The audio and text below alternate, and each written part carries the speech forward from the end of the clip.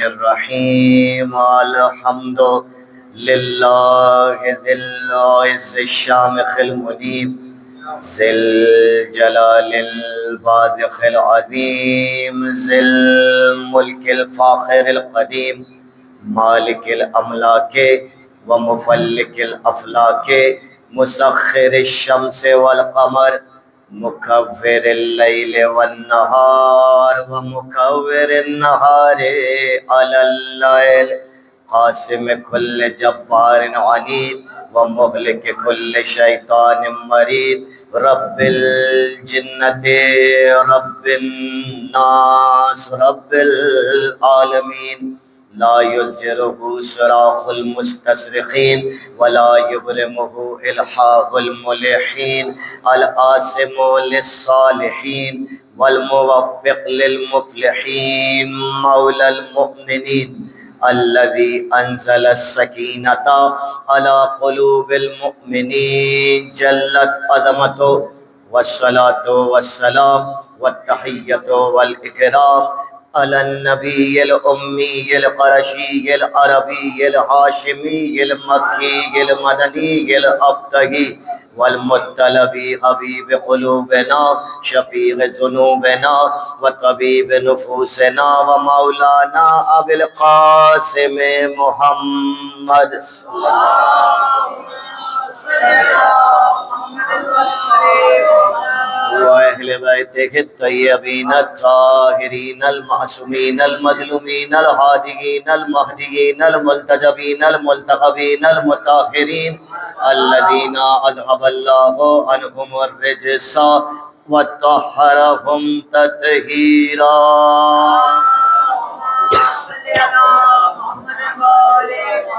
ولعنة الله على أعدائهم أجمعين ومنكري فضائلهم ومنكري مصائبهم وغاصبي حقوقهم من يومنا هذا إلى قيام يوم الدين أما بعد فقد قال الحكيم في محكم كلامه المتين وكتابه المبين وهو أصدق الصادقين وقوله الحق لأنه معلن الحق بالحق بسم الله الرحمن الرحيم الله ولي الذين آمنوا يخرجهم من الظلمات إلى النور والذين كفروا أولياؤهم الطاغوت يخرجونهم من النور إلى الظلمات أولئك أصحاب النار هم فيها خالدون صلوات بھیجیے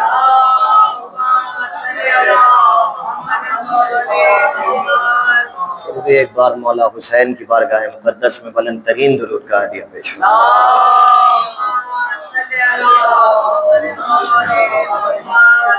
رات کا وقت ہے، نماز شب کا وقت گزر چکا ہے۔ ایک آقا اپنے غلام خاص کے ساتھ مسجد کی جانب رواں دواں ہے۔ ارادہ خیر یہ ہے کہ نماز فجر کی ادائیگی کا فریضہ پورا کیا جائے۔ سر راہ دونوں کے کانوں سے انتہائی خوش لہنی کے ساتھ کسی قاری قرآن کے قرأت قرآن کی صدا ٹکرائی۔ دونوں ایک لہجے کو رکے، اس آواز کو بغور سنا۔ کچھ وقت نہ گزرا تھا کہ آقا تو آگے بڑھ گیا، غلام اس آواز میں مست ہو کر جھومنے لگا۔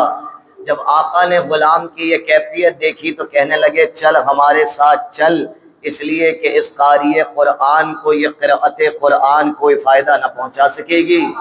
سمجھ میں تو حضور اس کے کچھ بھی نہیں آیا، لیکن لکھا یہ ہے کہ غلام تھا تو غلامی کے سلیقے سے واقف تھا۔ اسے معلوم تھا کہ سمجھ آئے نہ سمجھ آئے، جب آقا کا حکم آتا ہے تو نہ چوں کی جاتی ہے نہ چرا کی جاتی ہے، سر تسلیم خم کر دیا جاتا۔ خاموشی سے آقا کے پیچھے پیچھے ہونے لگا اور چلتے چلتے دونوں مسجد تشریف لائے۔ نمازی صفیں کھڑی کر رہے تھے، ان دونوں کا انتظار ہو رہا تھا۔ آقا نے نماز پڑھائی، غلام نے نمازیوں کے جھرمٹ میں کھڑے ہو کر آقا کے پیچھے نماز پڑھی۔ نماز کے بعد نمازی کے آقا کا طریقہ کار یہ تھا کہ نمازیوں کے جھرمٹ میں بیٹھ جاتے تھے تاکہ نمازیوں کے مسائل کا حل دریافت کیا جا سکے۔ اس دن بھی یہی ہوا، آقا نے نماز پڑھائی، پھر نمازیوں کے جھرمٹ میں تشریف فرما ہوئے۔ اس نے موقع کو غنیمت جانا اور خاموشی سے پیچھے سے سرکا کی طرح دیکھ کر تو آؤں قاری قرآن کا کیا حال ہے۔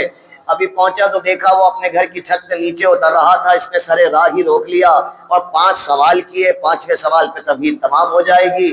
اس نے کہا بھائی کیا دل نشین تلاوت ہے، کیا دل ربا قرأت ہے، کیا پیاری تیری آواز ہے، لیکن تو قرآن تو بہت اچھا پڑھ رہا ہے، یہ بتا کیا اللہ کو بھی جانتا ہے؟ حضور والا آپ نے تو داد دی لکھا ہے، اس نے اوپر سے لے کے نیچے تک گھور کے دیکھا اور کہنے لگا ایسے پڑھے لکھے آدمی سے ایسے احمقانہ سوال کی توقع تو نہ تھی، بھائی جب رات کو بیٹھ کے قرآن پڑھ رہے ہیں تو کیا اللہ کو نہ جانیں گے؟ اس نے کہا اچھا بگڑو نہیں، یہ بتاؤ کہ کیا رسول مکرم سے واقف ہو؟ اس نے کہا احمق انسان، جب قرآن پڑھ رہے ہیں، کتاب پڑھ رہے ہیں تو کیا کتاب لانے والے کو نہ جانیں گے؟ اس نے تیسرا سوال کیا اور کہنے لگا اچھا پھر یہ بتلاؤ کہ تمہارا قبلہ کیا ہے؟ کہ باولے لگتا ہے کچھ کھایا نہیں ہے تم نے، بھوکے ہو، بیکی بیکی باتیں کر رہے ہو، آؤ 2 روٹیاں کھلاؤں۔ بھائی جب رات کو بیٹھ کے اکیلے قرآن پڑھ رہے ہیں تو یقیناً ہمارا قبلہ وہی ہے جو مسلمانوں کا ہے، خانہ اقدس الہی یا خانہ کعبہ۔ اس نے 4تھا سوال کیا اور کہنے لگا اچھا یہ بتلاؤ کہ تمہارا دین کیا ہے؟ اس نے کہا کیا سوال کر رہے ہو عجیب و غریب سے، جب رات کی تاریکی میں بیٹھ کر بلا ریاکاری کتاب خدا کی تلاوت کر رہے ہیں تو یقیناً پکے سچے اور کھرے مسلمان ہیں۔ کہتے ہیں اس نے ترتیب میں 5واں سوال رکھا اور کہنے لگا اچھا یہ بتلاؤ کیا علی ابن ابی طالب کو جانے ہو؟ تو لکھا ہے ابھی تک جو تواتر سے بلا تعطل جواب دے رہا تھا، تھیوری پہ بل چڑھائے اور ایک بار بگڑ کے کہنے لگا یہ اللہ رسول دین اور قبلے کے درمیان علی کہاں سے آ گئے؟ بس جیسے ہی اس نے بگڑ کے یہ جملہ کہا غلام کے چہرے پہ تبسم بکھرا اور غلام یہ کہتا ہوا واپس ہوا اب سمجھ میں آیا میرے آقا نے کیا کہا تھا۔ اور واپس آیا مسجد میں تو دیکھا آقا ابھی تک نمازیوں کے جھڑمٹ میں بیٹھے ہوئے نمازیوں کے مسائل کا حل دریافت کر رہے تھے۔ لوگ بیٹھے تھے، یہ پیچھے آرام سے بیٹھنے لگا کہیں آقا کے کام میں خلل نہ پڑے، ادب کے خلاف نہ ہو، مائنڈ ڈائیورٹ نہ ہو جائے۔ ابھی مکمل بیٹھنے بھی نہ پایا تھا کہ آقا نے وہیں سے دیکھ کر کہا کمبر دیکھا ہے علی نے سچ کہا تھا۔ جب ہم نے کہہ دیا کہ کسی کو تلاوت کتاب ہمارے بغیر فائدہ نہیں پہنچا سکتی تو نہیں پہنچا سکتی۔ حضور والا یہ تو بزرگان و دوستان کی نظر میں نے تمہید میں روایت پڑھ دی، لیکن جب روایت تمام ہوئی تو ہم طالب علموں کا مزاج یہی ہے جب روایت ختم ہوتی ہے تو تھوڑا سا کوریدتے ہیں، سوالات کرتے ہیں، اور آپ کے درمیان میں یہ جملہ کہوں گا تو آپ میری بات کا بھرم رکھ لیں گے اور یقین سے سنیں گے۔ وہ جملہ یہ ہے کہ جب سوال کرو تو جواب آتا ہے، بس سوال کرنا آنا چاہیے۔ تو ہم نے امیر المومنین سے سوال کیا مولا نہ آپ کو ان کم وقتوں کی قرأت سے کچھ لینا دینا تھا، نہ ان بے غیرتوں کی تلاوت سے کچھ لینا دینا تھا، تو یہ پورا منظرنامہ کھینچنے کی ضرورت کیا تھی؟ تو علی نے مسکرا کے جواب دیا یہ منظرنامہ کھینچا ہی اس لیے تھا کہ جب تم اسے پڑھو اور پڑھ کے ہم سے سوال کرو تو ہم تمہیں جواب دے کر کہیں جاؤ دنیا کو جا کر یہ بتا دو کہ جب تلاوت کتاب ہمارے بغیر فائدہ نہیں دے رہی تو تفسیر کتاب ہمارے بغیر کیا کر رہے ہو؟ مل کے ضرور بھیجیے گا امیر المومنین کی بارگاہ میں۔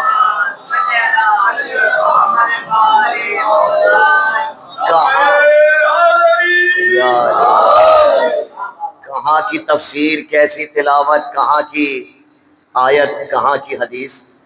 جملے کی قدر کریں گے آپ۔ آل محمد کو جوڑ کے تفسیر نہیں بدماشیاں ہوا کرتی، اس لیے کہ قرآن فقط انہی کے در سے ملے گا۔ بحضور والا 1447 ہجری کے پہلے محرم کے پہلے سورج کے ڈوبنے کے ہم لوگ نزدیک بیٹھے ہوئے ہیں، اور جتنا شکر ادا کریں اتنا کم ہے کہ پروردگار نے ایک بار پھر ہم گناہگار لوگوں کو بخشش کے واسطے زہرا کے لال کے در پہ لا کے پھینک دیا تاکہ آؤ اور اپنے گناہوں کی بخشش کروا لو۔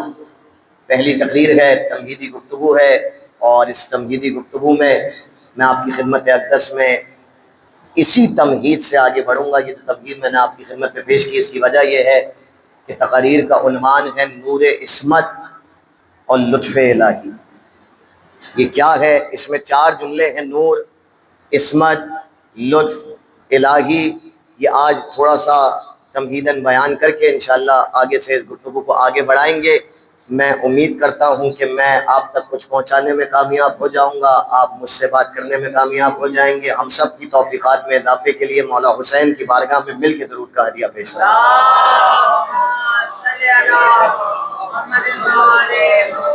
حضور والا نور عصمت، لطف الہی، یہ کیا ہے؟ 4 لفظ ہیں، نور، عصمت، لطف، الہی. ان چاروں ہی کے ضمن میں گفتگو ہوگی. یہ چاروں کی چاروں جملے لفظ 2 جملوں میں سمٹ جاتے ہیں، نور عصمت، لطف الہی. مگر یہ 4 الگ الگ اجزاء ہیں جو علم کلام کی ایک مکمل بحث ہے. نور پہ الگ بحث ہے، لطف پہ الگ بحث ہے، عصمت پہ الگ بحث ہے، الہی پہ الگ بحث ہے. اور انہی چاروں پہ مجھے بحث کرنی ہے اگر آپ کی اجازت ہے تو.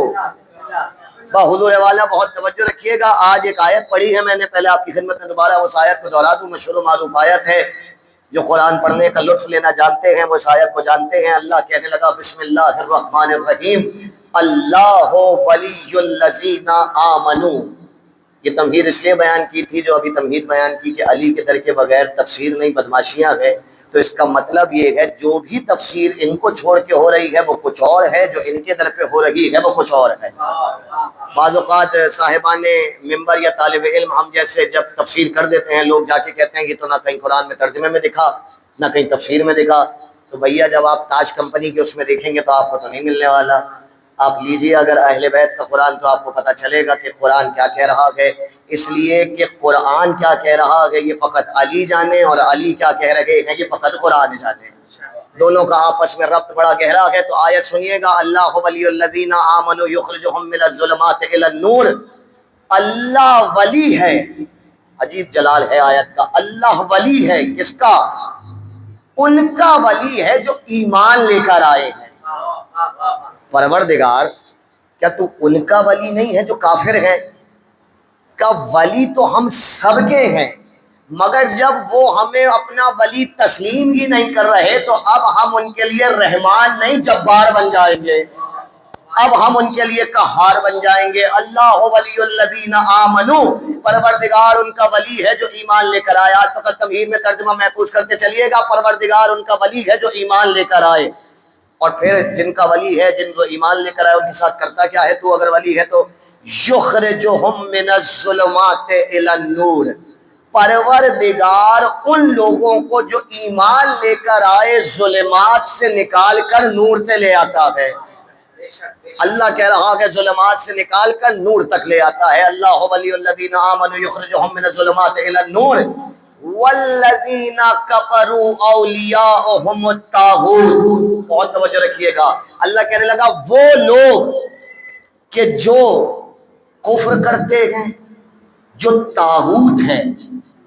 حضور والا میں پھر آپ سے کہہ رہا ہوں، ان آیات میں جو لفظ ہیں ابھی فقط لفظ کی حد تک سنیے گا، تفسیر میں آپ کو پتہ چلے گا یہ سب ہوگا ہے کون اور کس کے بارے میں گفتگو ہو رہی ہے. وہ لوگ جو کفر کرتے ہیں، جو طاغوت ہیں، اور وہ لوگ جو کفر و طاغوت کو اپنا ولی بناتے ہیں. ان کے ساتھ کیا ہوتا ہے؟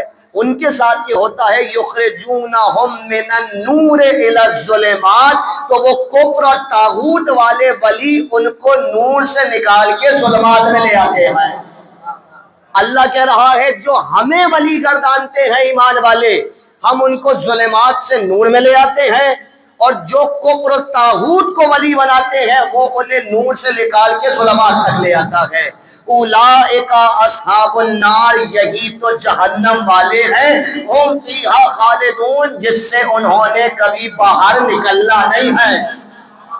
جو چلا گیا جہنم میں وہ چلا گیا، قرآن کا فیصلہ ہے ہم فیہا خالدون، وہ پھر باہر نہیں نکلے گا. پہلے ہی ابتدا میں ایک بات کہتا چلوں، ہم نے بھی بچپن سے سنی ہے، نہ جانے کہاں سے نکل کے آئی یہ بات مجھے نہیں معلوم حضور والا، مگر ہمیں طالب علمی کی دنیا میں کہیں نہیں ملی کہ بعض لوگ ہمیں یہ کہتے ہوئے نظر آئے کہ کچھ لوگ اس در کے فقیر ہونے کے باوجود بھی اپنے گناہوں کی وجہ سے جہنم میں جائیں گے. اگر آپ نے سنی ہوئی ہو یہ بات تو میری تائید کیجیے گا. جہنم میں جائیں گے، اپنے گناہوں کی بخشش کرائیں گے، پھر واپس جنت میں آ جائیں گے. حضور والا یہ قانون عدل کے خلاف ہے کہ کوئی زہرا کا چاہنے والا بھی ہو اور اسے آگ میں بھی ڈالا جائے. ایسا نہیں ہے. ہم فیہا خالدون بتا رہا ہے کہ جو جہنم میں جائے گا وہ پھر کبھی باہر واپس نہیں آ سکتا، اور علی والے کم از کم ہمیشہ تو جہنم میں نہیں رہ سکتے. تو دونوں باتوں کو جوڑ لیجئے، جہنم والا واپس نہیں آ سکتا، علی والے ہمیشہ نہیں رہ سکتے. تو اتنا ماننا پڑے گا علی والے کبھی جہنم میں جا ہی نہیں سکتے. حیدری آواز بلندتر سلوات امام زمانہ آپ کو سلامت رکھیں. اگر آپ تشریف لائے ہی ہیں بیوی کی خوشنودی کی خاطر تو ساتھ ہو کے بیٹھ جائیں گے تو فرش ادا کی رونق میں اضافہ ہو جائے گا. مل کے درود بھیجیے گا مولا کی بارگاہ مقدس. حضور والا اللہ ولی الذین آمنوا یخرجهم من الظلمات الی النور والذین کفروا اولیاءهم الطاغوت یخرجونهم من النور الی الظلمات اولئک اصحاب النار هم فیها خالدون. وہ لوگ جو ایمان والے ہیں اور اللہ کو اپنا ولی گردانتے ہیں اللہ انہیں ظلمات سے نور تک لے آتا ہے.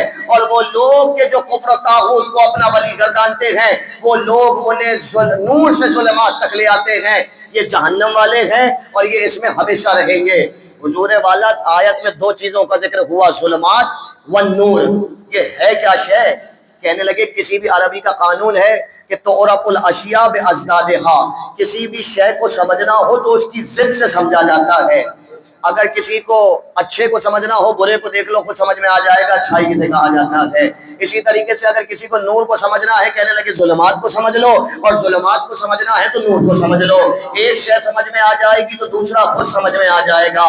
ہم نے قرآن سے کہا بتا تو صحیح کہ نور کسے کہتے ہیں. یہ سورہ بقرہ کی آیت تھی جو میں نے آپ کی خدمت میں پڑھی تھی. ایک بار سورہ نساء میں آواز دے کر کہنے لگا یا ایھا الذین آمنوا قد جاءکم من ربکم برہان. اے ایمان والوں تمہاری جانب تمہارے رب کی طرف سے مکمل دلیل آ چکی ہے.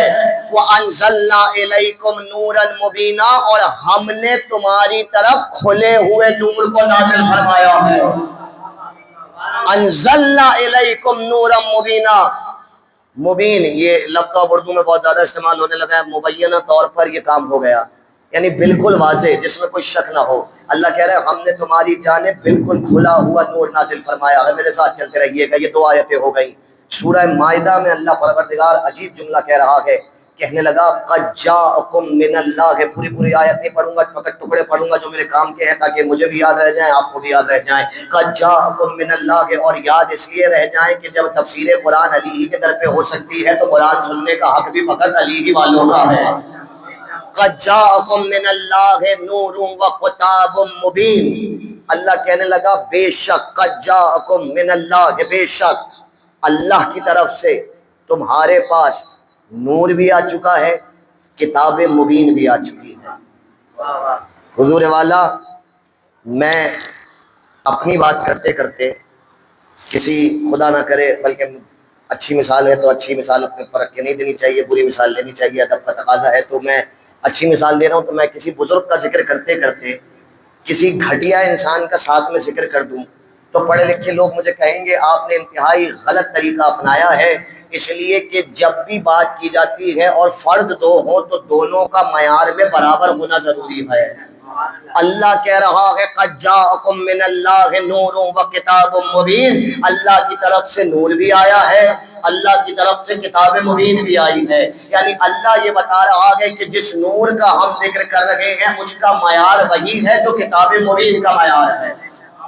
اچھا اب اس کتاب مبین کا مطلب کیا ہے یہ بھی دیکھیں گے. قرآن ہے کہ نہیں اللہ جانے. آج تو تمہید ہے سنتے چلے جائیے. 3 آیتیں ہو گئیں. 4تھی آیت سنیے. اللہ کہنے لگا یہدی بہ اللہ من اتبع رضوانہ. سورہ مائدہ اللہ کہہ رہا ہے اللہ اس کی ہدایت کرتا ہے من اتبع رضوانہ جو اس کی رضا کی خاطر زندگی گزارتے ہیں. سبل السلام اللہ ان کی ہدایت کرتا ہے سیدھے راستوں کی طرف. اور اللہ کیا کرتا ہے یخرجہم من الظلمات الی النور باذن. اللہ اپنے خاص اذن سے انہیں ظلمات سے نور تک لے آتا ہے. وَيَهْدِيهِمْ إِلَىٰ صِرَاطٍ مُسْتَقِيمٍ اور اللہ جب اپنے نور کی طرف انہیں لے آتا ہے تو انہیں صراط مستقیم کی طرف ہدایت کر دیتا ہے. حضور والا یہ آیتیں اپنے ذہن میں رکھیے گا. ایک مرحلے پہ اس نے کہا کہ ہم وہ ہیں کہ جو ہمیں اپنا ولی مانتا ہے ایمان والا ہم اسے تاریکی سے نور تک لاتے ہیں. ایک مرحلے پہ اس نے کہا یہ نور کتاب مبین کے درجے کے برابر ہے، ایک مرحلے پہ اس نے کہا یہ نور برہان دلیل کے برابر ہے، ایک مرحلے پہ اس نے کہا یہ نور ایسا نور ہے کہ فقط وہ اپنے اذن خاص سے لاتا ہے اور کسی میں اتنا بس نہیں ہے کہ تاریکی سے نور تک لے آئے، اور کسی میں اتنا بس نہیں ہے کہ تاریکی سے نور تک لے آئے۔ تو اتنا تو سمجھ میں آیا یہ نور کوئی ایسا نور ہے کہ جو دنیاوی روشنی نہیں ہے، بلکہ لطف دیجیے گا جملے کا، کوئی ایسا نور ہے جس نور کو وہ خود سے نسبت دینے پہ فخر محسوس کر رہا ہے۔ اللہ اکبر، اللہ اکبر، جو آپ سمجھتے جا رہے ہیں بات وہیں تک جائے گی۔ یہ کوئی ایسا نور ہے کہ خالق کائنات خود سے نسبت دینے میں تکبر کر رہا ہے، غرور کر رہا ہے۔ مجھ جیسا رذیل پست انسان بھی بہت سی چیزوں کو دیکھتا ہے کہ اس سے پہلے کہ خود سے نسبت دوں معیار جانچ لیتا ہوں، خدا جانے جو خالق معیار ہو، جب وہ خود سے کسی شے کو نسبت دے گا تو وہ کتنی معیاری ہوگی۔ اور ہم نے اس بات کو یہیں روکا، یہ ہے نور۔ دوسری میری عنوان کا لفظ ہے عصمت، یہ آپ مجھ سے بہتر جانتے ہیں، اس کی طرف میں بھی ذرا پلٹ کے آتا ہوں آخر میں۔ تیسرا میرے عنوان کا لفظ ہے لطف، نور عصمت، لطف الہی۔ لطف، یہ لطف سمجھیے لطف کیا ہے، یہ اردو والا لطف نہیں ہے حضور والا، بہت توجہ رکھیے گا۔ شاید یہ بحث طالب علمی کی اس طرح ممبر پہ میں نے تو کبھی بھی نہیں کی اور شاید ہوئی بھی نہیں ہے، نئی بات ہے، لیکن آپ بہت لطف لیں گے۔ یہ اردو والا لطف ہے جو آپ لیں گے، وہ الگ لطف ہے، دونوں کا ایک ربط بھی ہے، میں ابھی آپ کی خدمت میں عرض کرتا ہوں وہ کیا ہے۔ پہلے چوتھے لفظ کی طرف آتے ہیں، وہ ہے الہی۔ الہی کا مطلب کیا ہے؟ یہ جو الہی میں چھوٹی یہ لگی ہوئی ہے آخر میں، یہ ہے یائے نسبتی، پاکستان پاکستانی، ہندوستان ہندوستانی، اس طرح ہے الہ سے الہی۔ الہی کا مطلب ہے میرا معبود، خدا نہیں، معبود، اس لیے کہ خدا تو بہت بن سکتے ہیں، معبود فقط ایک ہے۔ میں ابھی کسی جملے کی تشریح نہیں کروں گا، سارے اشارے ہیں حضور والا۔ معبود سب بن سکتے ہیں، مجلسی مجمع ہے، مجلسی علاقہ ہے، آپ کی سماعتوں میں بھروسہ کرتا ہوا گزر رہا ہوں۔ خدا بہت بن سکتے ہیں، معبود فقط ایک ہے۔ جملہ بدل کے کہوں، رب بہت بن سکتے ہیں، معبود فقط ایک ہے۔ پالنے والے بہت ہو سکتے ہیں، معبود فقط ایک ہے۔ رزق دینے والے بہت ہو سکتے ہیں، معبود فقط ایک ہے۔ کرم کرنے والے بہت ہو سکتے ہیں، معبود فقط ایک ہے۔ معبود فقط ایک ہے، اور معبود کو عربی میں کہتے ہیں الہ، کسی سے بنا الہی، میرا معبود۔ ترجمہ کیا ہوا؟ نور عصمت، عصمت کا نور، لطف الہی، میرے معبود کا لطف۔ خدا جانے میرے معبود کا لطف کیا ہے، جو خالق لطف ہو، بلکہ میں یہ جملہ کہہ دوں، جو گلابوں میں لطف پیدا کر دے، جو خوشبو میں لطف پیدا کر دے، بلکہ اس کو یوں کر لیجئے، جو ذکر حسین میں لطف پیدا کیے ہوئے ہیں، خدا جانے اس کا اپنا لطف کیا ہوگا، اور کیا اس کا اپنا لطف اس تک رہے گا یا بندوں تک آئے گا؟ اگر آپ اس جملے کی قدر کر سکیں تو کر لیجئے گا۔ کریمی پروردگار آل محمد کی انتہا یہ ہے، میرا لطف آپ تک نہیں پہنچتا، آپ کا لطف مجھ تک نہیں آتا، مگر لطف الہی وہ فقط یہ دیکھتا ہے کون ہے سامنے، اگر اسے علی والا نظر آئے تو اپنے لطف کو مسلسل منتقل کر دیتا، مکمل اپنے لطف کو وہ مسلسل مکمل کرتا ہے۔ مگر بسم اللہ الرحمن الرحیم، وہ رحمان بھی ہے، وہ رحیم بھی ہے۔ حضرت مولا امام جعفر صادق علیہ السلام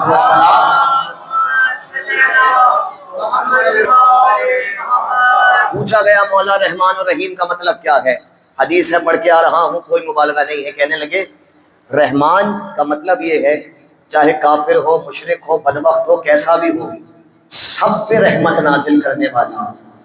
کیا مطلب مولا کا؟ مطلب یہ ہے کہ اللہ نے جس طرح مسلمان کو دو آنکھیں دی ہیں، کافر کو بھی دی ہیں، جس طرح علی کو دی ہیں، علی کے دشمن کو بھی دی ہیں، یہ ہے رحمانیت۔ مولا رحیم کا کیا مطلب ہے؟ کہ رحیم فقط ہمارے چاہنے والوں سے خاص ہے۔ کہ مولا جملہ سنیے گا خدا کی قسم، قیامت حدیث ہے، اس کو لطف سے جوڑنا ہے۔ میں نے کہنے لگے، امام کہہ رہے ہیں دنیا میں جتنے بھی لوگ ایک دوسرے سے رحم و محبت کرتے ہیں، ماں باپ، بیٹا بہن، بھائی شوہر بیوی دوست احباب، جتنی بھی محبتیں ہیں، امام کہنے لگے یہ اس کی رحیمیت کا ایک ٹکڑا ہے، 99 ٹکڑے اس نے بچا کے رکھے ہوئے ہیں۔ ایک رحیمیت کا ٹکڑا ساری کائنات پہ تقسیم ہوا تو سب ایک دوسرے سے محبت کر رہے ہیں۔ خدا جانے جب ایک ٹکڑے میں اتنی محبت ہے تو 99 رحیمیت کے ٹکڑوں میں کیا اثر ہوگا۔ اگر جملہ نہ ہوتا میں اپنی طرف سے نہ کہتا، آگے بڑھ کے فخر سے کہنے لگے وہ 99 ٹکڑے رحمت کے پروردگار نے روز محشر کے لیے بچا کے رکھیں گے۔ کہ مولا ان کا کیا کرے گا؟ کہ جب علی کے چاہنے والے میدان محشر میں آئیں گے وہ اپنے 99 رحمت کے ٹکڑوں کو ظاہر کر دے گا اور ساری دنیا سے کہے گا دیکھو تم پہ ایک ٹکڑا نازل کیا تھا، تم نے ضائع کیا، اب جہنم میں جاؤ۔ ان پہ ایک ٹکڑا نازل کیا تھا، انہوں نے حق ادا کیا، ان کو 99 بھی دے رہے ہیں۔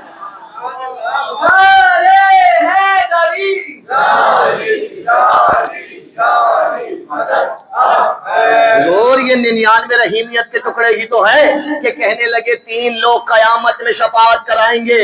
ان کی بات تو بہت بعد میں آئے گی۔ 3 لوگ شفاعت کرائیں گے۔ کا مولا کون؟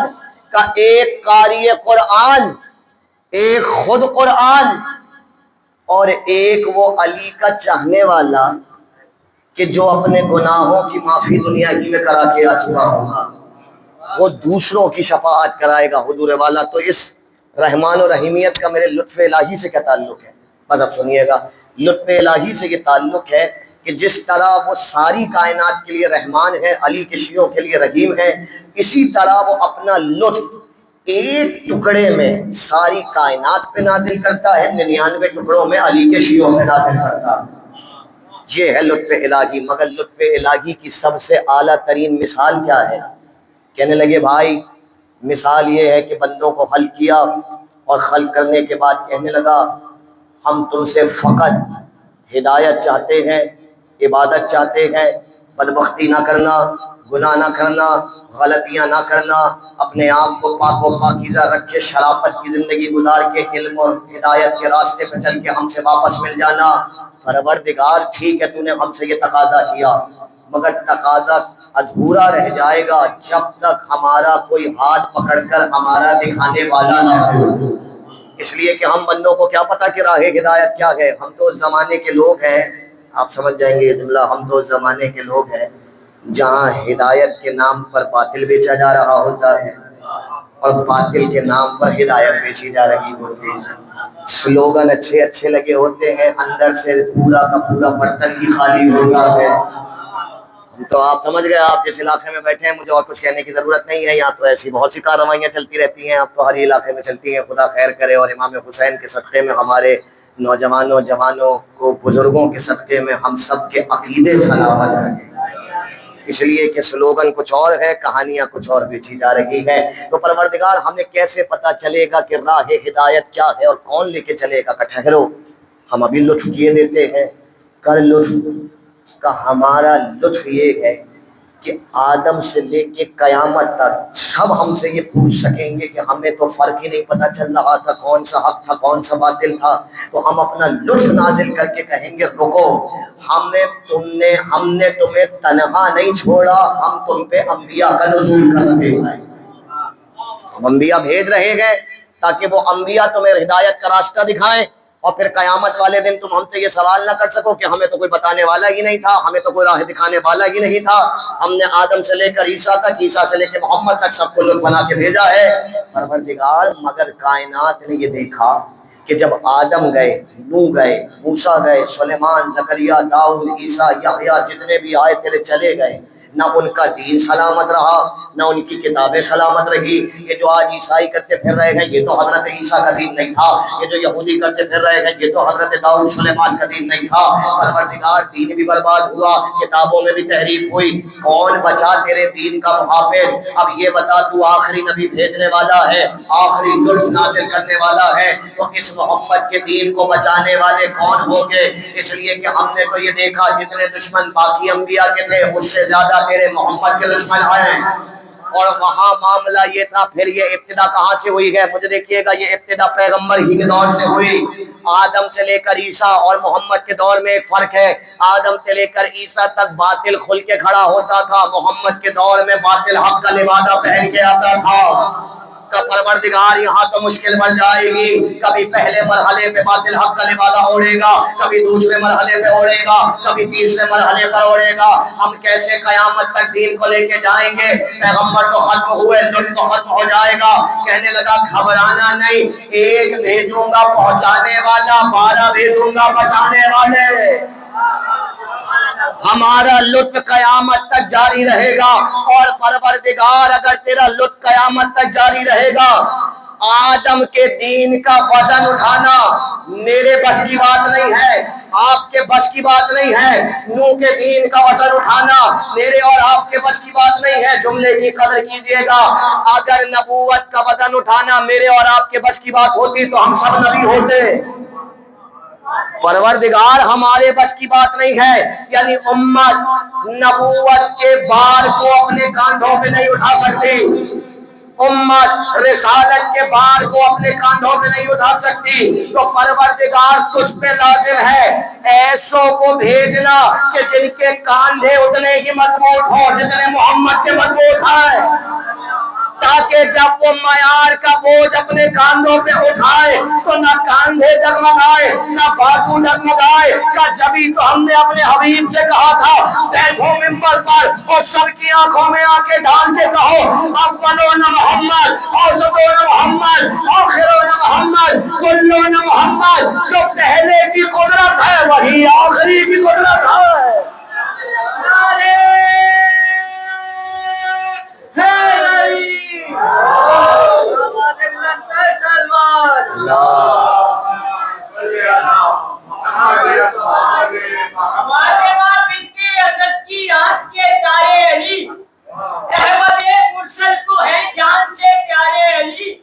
اور آل محمد کا ایک اعجاز یہ بھی ہے آصف, فرش پر سارے محمد, عرش پر سارے علی. حضور والا نور عصمت لطف الہی, لطف الہی نور عصمت میں ڈھل گیا ہے. اور اس شان سے ڈھلا کہ کہا محمد معصوم ہے, اس لیے کہ دین کا وزن بہت ہے.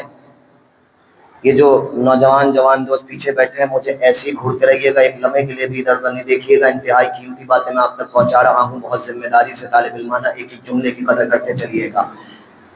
پیغمبر کے دین کا وزن اٹھانے کے لیے کم از کم شرط یہ ہے کہ معصوم ہو, اس لیے کہ جہاں عصمت نہیں ہوتی وہاں خطا ہوتی, اور جہاں خطا ہوتی ہے وہاں کاندھوں کا وزن کم ہو جاتا ہے. ضروری ہے دین کا وزن اٹھانے والا معصوم ہو. صحیح ہو گیا.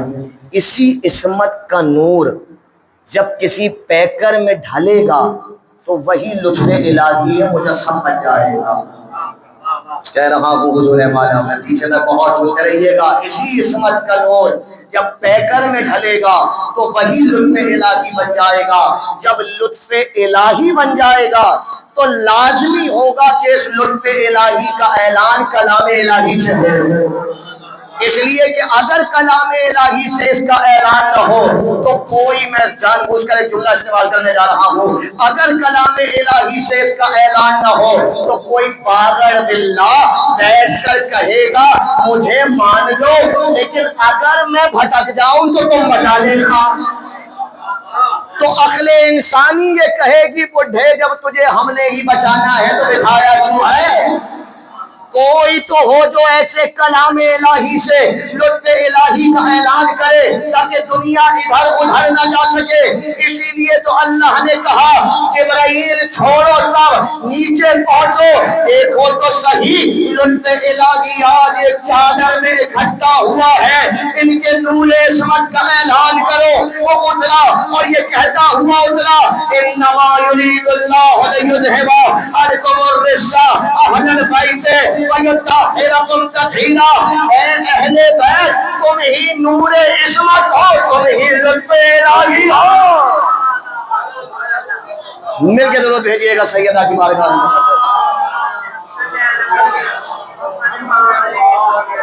اہل بیت تم ہی. آج یہ ہو گیا میرے عنوان کی شہ سرخی, ہیڈ لائن, سرنامہ بیان ہو گیا. کل سے تقریر کا آغاز کریں گے.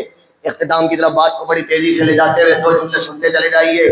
نور عصمت لطف الہی, تم ہی نور عصمت ہو, تم ہی لطف الہی ہو. کیا کہا اس نے؟ اسی بارگاہ میں میں نے ایام شہادت جناب فاطمہ الزہرا صلوات اللہ وسلام علیہا اسی آیت پر گفتگو کی تھی. جو لوگ تشریف فرما تھے وہ میری تائید کریں گے. اسی آیت پہ گفتگو کی تھی, وہاں کو چھوڑا تھا, وہ اب یہاں سے جوڑ رہا ہوں. نور عصمت لطف الہی. آیت نے کیا کہا؟ انما یرید اللہ لیذھب عنکم الرجس اہل البیت. بس یہ توجہ رکھیے گا, ترجمہ آپ کو آتا ہے. انما یرید اللہ, بس و بس, صرف فقط اللہ کا ارادہ یہ ہے, اللہ کا ارادہ ہی یہ ہے کہ اہل بیت سے ہر طرح کے رزق کو دور رکھے. عربی نہیں آتی اسے, اچھی آتی تھی. جو صاحب نہج البلاغہ کو بھی الفاظ عطا کرنے والا ہو, اسے عربی نہ آئے گی تو کسے آئے گی؟ کہہ سکتا تھا یہ جملہ کہ اللہ کا ارادہ ہے کہ اہل بیت کو رزق سے دور رکھے. نہیں کہا کہ اللہ کا ارادہ ہے کہ رزق کو اہل بیت سے دور رکھے. کیوں پروردگار؟ مانا تو ایک ہی بنیں گے نا, اہل بیت کو رزق سے دور رکھے, رزق کو اہل بیت سے دور رکھے.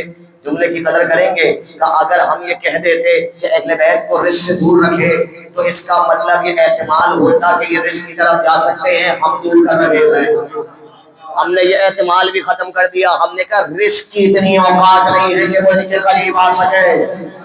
انما یرید اللہ, ہمارا ارادہ ہی یہ ہے کہ اہل بیت سے ہر طرح کے رزق کو دور رکھے. ویطہرکم تطہیرا, اور ایسا پاک رکھے. اللہ کرے جملہ آپ تک پہنچ جائے. پروردگار مجھے جنت دے دے. کیوں چاہیے؟ پروردگار عبادتیں کر کے آیا ہوں, تیری باتیں مان کے آیا ہوں, ٹھیک ہے جنت دے رہے ہیں.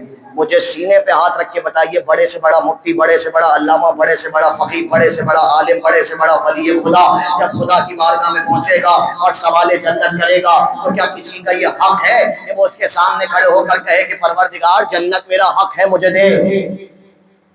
اتنی تو قوت کسی میں نہیں ہے نا. مانگے گا بھکاری بن کر, یہ تو کوئی بھی نہیں کہے گا کہ میرا حق ہے مجھے دے. مگر خدا کی قسم اہل بیت نے نہیں کہا, خود اللہ نے کہا ویطہرکم تطہیرا, تمہیں ایسا پاک رکھیں گے جیسا تمہارا حق ہے. تمہیں پاک رکھنے کا جیسا حق ہے ویسے تمہیں پاک رکھیں گے. ہو گئے حضور والا بات. ایک لفظ ہے اس آیت میں, اسی میں سارا کمال پوشیدہ ہے. انما یرید اللہ, ہمارا ارادہ یہ ہے کہ ہم ایسا کریں گے. ہمارا ارادہ ہے, ہمارا. جبرائیل نہیں کرے گا ارادہ, محمد تم نہیں کرو گے ارادہ, ہمارا اپنا ارادہ ہے کہ تمہیں پاک رکھیں گے. حضور والا بس ایسے ہی مجھے دیکھتے چلیے گا, صبح سے لے کر رات تک ہماری زندگی میں دو چیزیں ہیں, تیسری کوئی شے نہیں ہے. بہت توجہ رکھیے گا, دو چیزیں ہیں, تیسری کوئی شے نہیں ہے. ایک ہے طلب, ایک ہے ارادہ. پیچھے والے میرے ساتھ ہیں حضور والا, تو مجھے ہی دیکھتے رہیے گا. ایک ہے طلب, جملے یاد رکھیے گا. ایک ہے ارادہ, آیت شو آپ نے بچپن سے سنیے, آج ذرا اس انداز سے سنیے. ایک ہے طلب, ایک ہے ارادہ. حران بھائی, طلب میں بھی تین چیزیں ہیں, ارادے میں بھی تین چیزیں ہیں. کیا؟ طلب میں پہلی تو طلب ہے, دوسرا وہ ہے جو اسے طلب کر رہا ہے جسے کہتے ہیں طالب, اور تیسری جب طلب حاصل ہو جائے تو اسے کہتے ہیں مطلوب. طلب, طالب, مطلوب. بہت توجہ رکھیے گا. اسی طرح ارادے میں بھی تین چیزیں ہیں. ایک تو ارادہ ہے, ایک وہ ہے جو ارادہ کر رہا ہے، ہماری اردو میں کسی بھی کہتے ہیں مجھے نہیں معلوم، لیکن عربی میں جس سے جو ارادہ کرتا ہے اسے مرید کہا جاتا ہے، اور جس کا ارادہ کیا جائے اسے مراد کہا جاتا ہے۔ طلب، طالب، مطلوب، ارادہ، مرید، مراد۔ بس میرے دوست مجھے یوں ہی دیکھتے رہے، صبح سے لے کر رات تک میری پوری زندگی میں یہی دو چیزیں ہیں، تیسری کوئی نہیں۔ ان دونوں میں ایک فرق ہے، طلب کے لیے ضروری نہیں ہے کہ مطلوب حاصل بھی ہو جائے۔ کیوں ضروری نہیں ہے؟ اس لیے ضروری نہیں ہے کہ طلب کا حاصل ہونا طالب کی قدرت پہ نہیں ہے، مطلوب کے ظرف پر ہے۔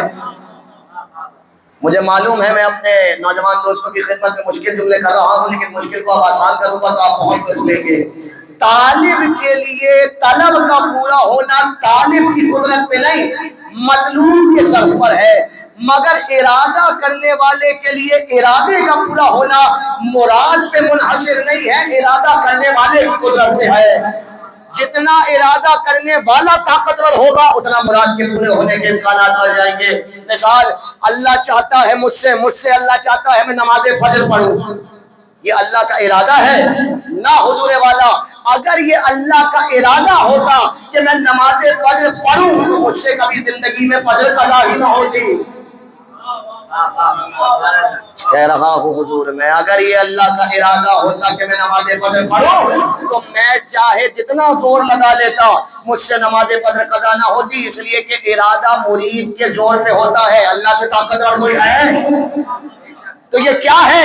یہ ہے طلب، اور طلب کا پورا ہونا مطلوب کے ضرب پہ ہے۔ اس نے مجھ سے مانگا میں نماز فجر پڑھوں، اب میرا ضرب ہے پڑھوں یا نہ پڑھوں۔ اللہ کرے جو پڑھتے ہیں انہیں امام حسین کے صدقے میں استقامت عطا ہو۔ یا علی، آمین بھی نہیں کہا۔ اللہ کرے جو پڑھتے ہیں انہیں امام حسین کے صدقے میں استقامت عطا ہو، اور جو نہیں پڑھتے ہیں انہیں مولا عباس کے صدقے میں پڑھنا نصیب ہو۔ اس لیے کہ کوئی اتنی مشکل بات نہیں ہے، جو نہیں پڑھتے ہیں پھر وہ کبھی نہیں پڑھتے ہیں، ڈرتے کہ پتہ نہیں کیا کیا سمجھا دیا گیا، کیا کیا ڈرا دیا گیا، کیا کیا ہوا۔ حضور والا ذمہ داری سے جملہ کہتا ہوں، لعنت ہے ایسی نماز پر جو بچھو کے ڈر سے پڑھی جائے، اس لیے کہ قبر کے بچھو کے ڈر سے نماز وہ پڑھے جس کی قبر میں بچھو نے آنا ہے۔ ہماری قبر میں بچھو نے نہیں، اللہ کے شیر نے آنا ہے۔ اتنی مشکل شے نہیں ہے، ساری مشکلات کے حل کے لیے مولا عباس کے پاس جاتے ہیں نا، کبھی رات کو کہہ کے سوئیے صبح نہ اٹھائیں تو بتائیے گا۔ بس یقین ہونا چاہیے، نماز قبر کے عذاب سے بچنے کے لیے نہیں، نماز اس لیے پڑھنی ہے کہ زہرا پڑھا کرتی تھی، اس سے بڑا اور کوئی جملہ نہیں ہے حضور والا۔ تو یہ نماز، مجھے دیکھیے کہ نماز طلب ہے، ارادہ نہیں۔ میرے ضرب پہ ہے طلب پوری کروں نہ کروں۔ ساری دنیا مسلمان ہو جائے، اللہ کا ارادہ ہے۔ ارادہ اگر ہوتا تو کافر تناتا نہ پھر رہا ہوگا۔ یہ اللہ کا ارادہ نہیں، اللہ کی طلب ہے، مطلوب پہ ہے پورا کر دے کہ نہ کر دے۔ ساری دنیا فاطمہ زہرا کے در کی بھکاری ہو جائے، اللہ کی طلب ہے، ارادہ نہیں ہے۔ اس لیے کہ اگر ارادہ ہوتا تو دشمن زہرا سانس بھی نہ لے پاتا۔ یہ ساری چیزیں طلب ہے، طلب۔ انتہائی خطرناک بات کرنے جا رہا ہوں، بہت توجہ سے سن لیجئے گا۔ فضائل کے باب کے آخری جملے، آدم سے لے کر عیسیٰ تک سب کو عصمت عطا کی۔ عصمت کا مطلب کیا ہے؟ عصمت کا مطلب ہم سمجھتے ہیں گناہوں سے بچنا، عصمت کا مطلب گناہوں سے بچنا نہیں ہے۔ عصمت کا مطلب ہے ہر غیر معیاری کام سے بچنا۔ اس غیر معیاری کام میں سپرلیٹو ڈگری پہ گناہ آتا ہے تو اس سے تو لازمی طور پہ بچنا ہے۔ اللہ نے آدم سے لے کر عیسیٰ تک سب کو نبوت کے ساتھ عصمت دی، مگر تمام انبیاء کی عصمت اللہ کی طلب ہے، ارادہ نہیں۔ اس لیے کہ اگر انبیاء کی عصمت اللہ کا ارادہ ہوتا، اگر جملہ پہنچے تو بتائیے گا، اگر انبیاء کی عصمت اللہ کا ارادہ ہوتا تو نبیوں سے کبھی ترک اولا ہی نہ ہوتا۔ ترک اولا بتا رہا ہے، پیچھے والوں تک بات پہنچ رہی ہے، ترک اولا بتا رہا ہے کہ آدم کی عصمت اللہ کی طلب ہے، نوح کی عصمت اللہ کی طلب ہے، موسیٰ کی عصمت اللہ کی طلب ہے، سلیمان، یعقوب، یوسف، زکریا، یحییٰ، عیسیٰ، سب کی عصمت اللہ کی طلب ہے، ارادہ نہیں ہے۔ طلب کا پورا ہونا مطلوب پر ہے، ارادے کا پورا ہونا ارادہ کرنے والے پر ہے۔ ساری کائنات میں فقط ایک ہی گھر تھا جس کے کھجوروں کی چھال کی چھت تھی، اور اس گھر میں ایک بیوی چادر میں کسی کو لیے کھڑی تھی۔ اللہ نے اعلان کیا، انما یرید اللہ، اے اہل بیت تمہاری عصمت ہماری طلب نہیں ہے، ہمارا ارادہ ہے۔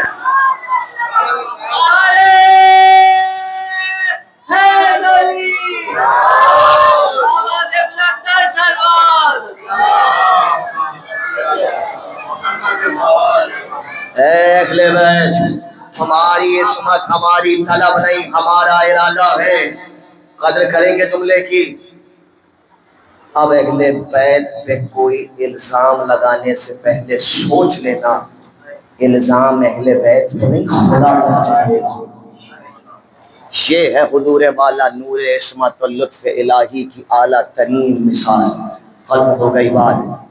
عصمت کا پیکر، ایسا پیکر کہ سراپا عصمت، اور جو سراپا عصمت ہو نا، سر اٹھائیے گا میرے نوجوان دوست جو بیٹھے ہوئے ہیں، جو سراپا عصمت ہو۔ محرم شروع ہو چکا ہے، بہت سی آوازیں آپ کے کانوں میں آئیں گی، ذرا کان کھول کے تمام آوازوں کو سنا کیجیے، اس لیے کہ قیامت میں یہ کام آئے گا، اس کے سوا کچھ کام نہیں آنے والا ہے۔ آئے ہیں آپ، امام زمانہ آپ کو سلامت رکھے، جملہ سنیے گا، اشارہ محفوظ کر لیجیے گا، بہت کام آئے گا کبھی آپ کے۔ جو عصمت کا مکمل پیکر ہو، اگر وہ اپنی شبیہ کسی کو بنا دے تو لازمی ہے کہ وہ شبیہ بھی معصوم ہو۔ غیر معصوم معصوم کی شبیہ نہیں بن سکتا۔ جب نہیں بن سکتا تو یہ کیا ہوا تھا کہ جب لوگوں نے حسین سے کہا کہ کوفے آ جائیے ہم بیعت کریں گے، اور حسین نے اپنے بجائے مسلم کو بھیجا، کیا کیا تھا؟ شبیہ صاحب بیعت ہی تو بنایا تھا۔ کہا کہ حضور والا میں نے شبیہ صاحب بیعت بنایا تھا۔ اس کا مطلب مسلم کے لیے عصمت ویسے ہی ہے جیسے آل محمد کی وراثت میں آ رہی ہے۔ فرق یہ ہے وہ منبع ہے، ان کو وراثت میں صدقے میں ملی ہے، مگر معصوم ہے۔ تو جو معصوم ہو اس کی شبیہ غیر معصوم نہیں بن سکتا، نہیں بن سکتا۔ راضی ہیں آپ مجھ سے تو جملہ کہوں گا، نہیں راضی ہیں تو نہیں کہوں گا، نہیں بن سکتا نا معصوم کی شبیہ غیر معصوم۔ اگر معصوم کی شبیہ غیر معصوم نہیں بن سکتا تو نہ کوئی وقت کا مسلم ہو سکتا ہے، نہ کوئی وقت کا حسین ہو سکتا ہے، اس لیے کہ معصوم کی شبیہ غیر معصوم نہیں بن سکتا۔ بہت شدت ہو گئی ہے ان چیزوں کی، اس لیے میں نے کہہ دیا حضور والا۔ وہ لوگ جو یہ جملے گردانتے ہیں وقت کا فلاں، وقت کا فلاں، وقت کا فلاں، وہ حسین کو وقتوں کا محتاج سمجھتے ہیں۔ وہ سمجھتے ہیں حسین کا وقت تھا گزر گیا تو اب کسی اور کا وقت ہے، وہ حسین ہے۔ حضور والا جو وقتوں کا محتاج ہو وہ زمینی ہوتا ہے، جو امام زمانہ ہو وہ وقتوں کا محتاج نہیں ہوتا۔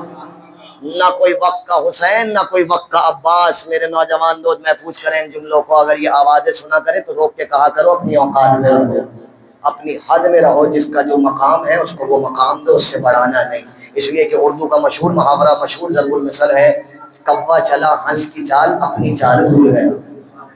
جس کا جو مقام ہے وہ اس مقام پہ رہے، ورنہ جو مقام ملا ہے وہ بھی جائے گا۔ وہ حضور والا آواز دے کر کہا مسلم کو بلاؤ، اور مسلم کو بلا کے کہا مسلم، کوفے والے ہمیں یاد فرما رکھے گئے، کہہ رکھے گئے زہرا کے لال آ جائیے، ہم آپ کی بیعت کرنے کو تیار ہیں۔ مسلم جاؤ، ہماری جانب سے جاؤ، کوفے والوں کو ہمارا سلام کہنا، اور کوفے والوں سے کہنا کہ حسین نے دعائیں دی ہیں، اگر حالات سازگار ہوں تو ہمیں بتا دینا، ہم سامان سفر لے کر نکل پڑیں گے، اور اگر حالات خراب ہوں تو ہمیں اس کی بھی خبر دے دینا۔ اس لیے کہ بنو امیہ کی سیاست سے ہم بخوبی واقف ہیں۔ مسلم کوفے پہنچے، ایک خط لکھا حسین کو جب حالات اچھے تھے، کہا مولا آ جائیے، پورے لشکر کو لے کر آ جائیے، آپ کے استقبال کے لیے 80,000 لوگ بیعت کرنے کو تیار ہیں۔ مگر ایک وقت ایسا بھی آیا جب اسی مسلم نے خط لکھ کر ایک جملہ کہا، حسین کوفے نہ آئیے گا، اور مولا اگر کوفے آنے کا ارادہ ہو تو زہرا کی بیٹیوں کو ساتھ لانا۔ اجرکم اللہ۔ امام زمانہ آپ سب کی یہاں حاضری کو اپنی بارگاہ مقدس میں قبول فرمائے۔ پہلی محرم کا چاند غروب ہو رہا ہے، میں دو جملے آپ کی خدمت میں سفیر حسین کے پڑھوں گا، جن کی آنکھوں میں آنسو آ جائیں وہ جناب سیدہ کو ہدیہ کریں، اور جن کی آنکھوں میں نہ آ سکے وہ امام زمانہ سے طلب کرے، اس لیے کہ آج پہلی محرم ہے۔ بالکل قریب ہو کر ناراض نہ ہوئیے گا، بھائی بن کر اپنے دوستوں سے ایک بات کہہ رہا ہوں۔ بعض اوقات ایسا ہوتا ہے مجلس میں آتے ہیں، آنکھوں میں آنسو نہیں آتے، ہم واپس چلے جاتے ہیں، ہم اس کا خیال بھی نہیں کرتے، اور اگر خیال آ جائے تو سوچتے ہیں کیا ہوا، نہیں آئے تو نہیں آئے، نہیں روئے تو نہیں روئے، مجلس میں تو چلے گئے تھے نا۔ نہ حضور والا ایسا نہ کیا کیجئے، اگر مجلس میں آنسو نہ آ سکے تو مولا عباس کے علم کے سائے میں تنہائی میں جا کے کہا کیجئے، یا ابوالفضل العباس وہ گناہ معاف کر دیجئے جس کی وجہ سے دل اتنا سخت ہو گیا ہے کہ بیوی کو اجڑے گھر کا پرسہ دینے کے قابل بھی نہیں ہے۔ اس لیے کہ امام فرماتے تھے آنکھوں سے آنسو فقط گناہوں کی کثرت کی وجہ سے روتے گئے، پر جو رو رکھے گئے انہیں امام زمانہ سلامت رکھے۔ میں دو جملے پڑھوں گا، آپ سے اجازت لوں گا۔ راوی کہتا کہ مسلم کو بلا کے کہا کہ ہمارا مسلم آئے، کہا جی بھیا حسین سے عمر میں بڑے ہیں مسلم، مگر احترام امامت اپنی جگہ ہے، کہیے زہرا کے لال کیوں یاد فرمایا ہے، کہا مسلم کوفے چلے جاؤ ہمارے سفیر بن کے۔ سر تسلیم خم کیا مسلم نے، حسین نے پیدا کیا۔ جملہ سنیے گا، یہیں سے ہم روئیں گے، یہیں سے مجلس اختتام کی طرف جائے گی۔ لکھا ہے مسلم جیسا باوقار، مسلم جیسا شجاع، مسلم جیسا بہادر، مسلم جیسا جوان جب حسین سے رخصت ہو کے جانے لگے، ابھی چند قدم آگے ہی بڑھے تھے، جناب مسلم زمین پہ بیٹھ گئے، اپنے دونوں زانوؤں کو اپنے ہاتھوں میں لیا اور ایسے بلک بلک کے روئے جیسے بچہ ماں سے بچھڑ کے روتا ہے۔ کسی نے کہا مسلم کیا حالات سے گھبرا گئے، کہا نہیں حالات سے نہیں گھبرائے، کہا مسلم پھر رو کیوں رہے ہو، کہا حسین کا چہرہ دیکھ رہا ہوں، خدا جانے اب اس چہرے کی زیارت ہوگی، خدا جانے دوبارہ یہ چہرہ دیکھ سکوں نہ دیکھ سکوں۔ جو رو رہے ہیں بیوی ان کا گریہ قبول فرمائے، جن کی آنکھوں میں آنسو ہے شہزادی انہیں اپنا روزہ دکھائے۔ میرے دوست احباب رونے میں شرمائیے گا نہیں، یہی وہ دن ہے جس کے لیے آپ کو مانگا گیا ہے، یہی وہ دن ہے جس کے لیے ایک ماں نے کہا تھا بابا میرے بچوں کو روئے گا، یہی وہ دن ہے رونے والوں بس مسلم جدا ہوئے۔ چلے مسلم چلے، جب جانے لگے مسلم تو مسلم کے پیچھے سے ایک نحیف خاتون کی آواز آئی، والی ذرا دو لمحے رکیے گا۔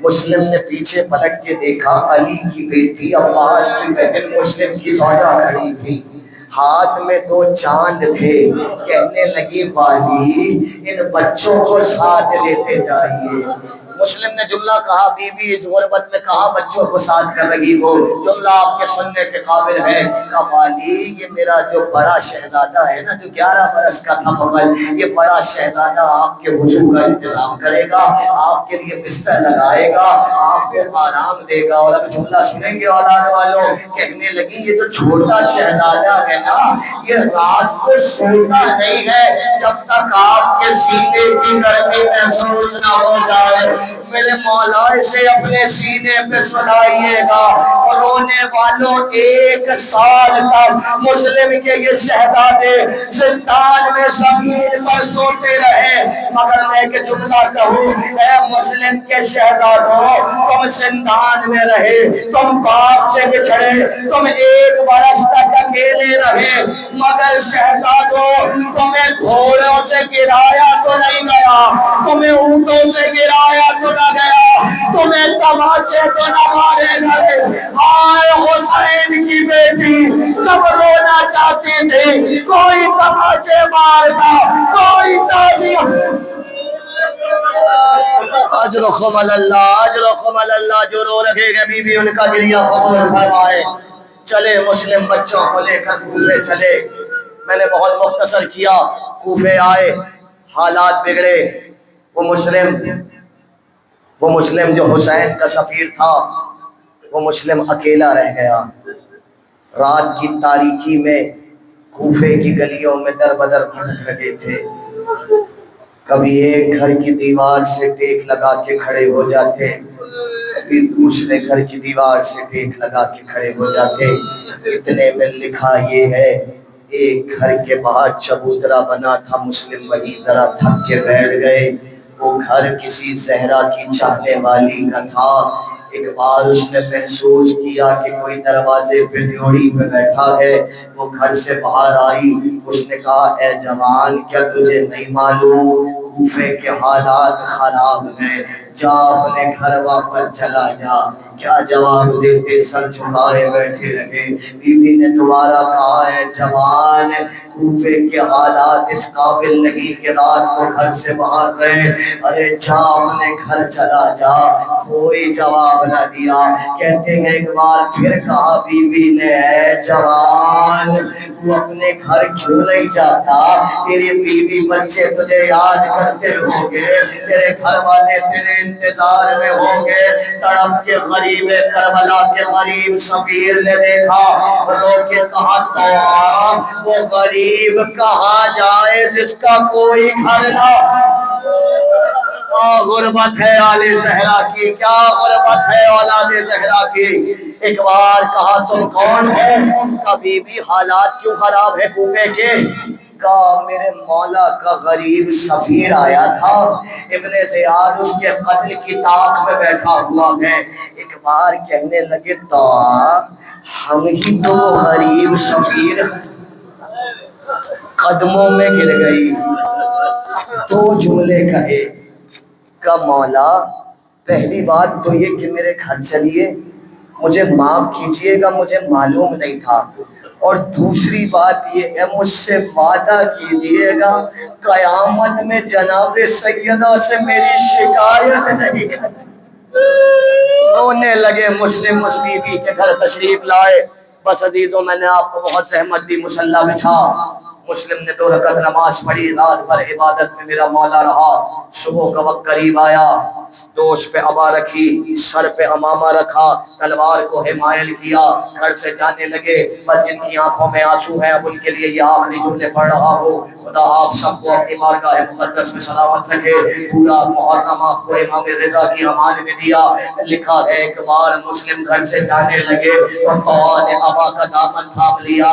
مولا میں جانے نہیں دوں گی, آقا میں جانے نہیں دوں گی, کبھی بھی ہمیں جانے دے, اب وقت سفر قریب ہے. ایک بار تڑپ کے کہنے لگی آقا گھر کے باہر سے گھوڑوں کی آوازیں آ رہی ہیں, اگر آپ کے جسم نازنی پہ ایک زخم بھی آ گیا تو میں محشر میں نبی کی بیٹی کو کیا جواب دوں گی. مسلم نے بیوی کو دیکھا, جملہ سننا رونے والوں, کہنے لگے تو اگر ہم گھر سے باہر نہ نکلے تو یہ تیری دہلیز پار کر جائیں گے.